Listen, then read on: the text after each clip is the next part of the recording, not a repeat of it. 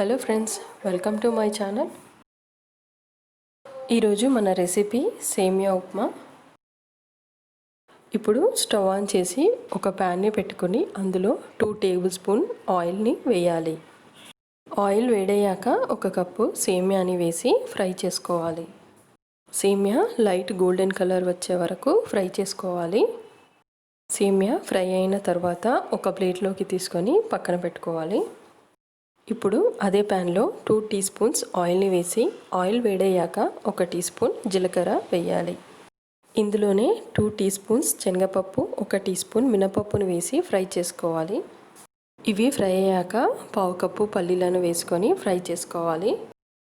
ఇప్పుడు 5-6 పచ్చిమిర్చీలను మధ్యలో ఘాటు పెట్టుకొని వేసుకోవాలి. ఇందులోనే 1/2 కప్పు ఆనియన్స్, 1/2 కప్పు సన్నగా కట్ చేసుకున్న క్యారెట్ ముక్కలన్నీ వేసుకోవాలి.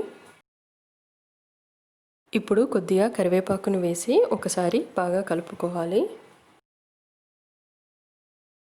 ఇవి అన్నీ ఫ్రై అయ్యాక 1 టీ స్పూన్ అల్లం వెల్లుల్లి పేస్ట్ని వేయాలి. 1/2 టీ స్పూన్ పసుపుని వేసి ఒకసారి కలుపుకోవాలి. ఇందులో 1 గ్లాస్ వరకు వాటర్ని పోయాలి. ఇప్పుడు 1 టీ స్పూన్ వరకు సాల్ట్ని వేసి మూత పెట్టుకొని 5 నుంచి 10 నిమిషాల వరకు వాటర్ని బాయిల్ చేసుకోవాలి. 5 నుంచి 10 నిమిషాల తర్వాత వాటర్ ఇలా బాయిల్ అయ్యాక మనం ఫ్రై చేసుకున్న సేమియాని ఇందులో వేసి 5 నుంచి 10 నిమిషాల వరకు కుక్ చేయాలి. 5 నిమిషాల తర్వాత సేమియా కూడా చక్కగా కుక్ అయింది.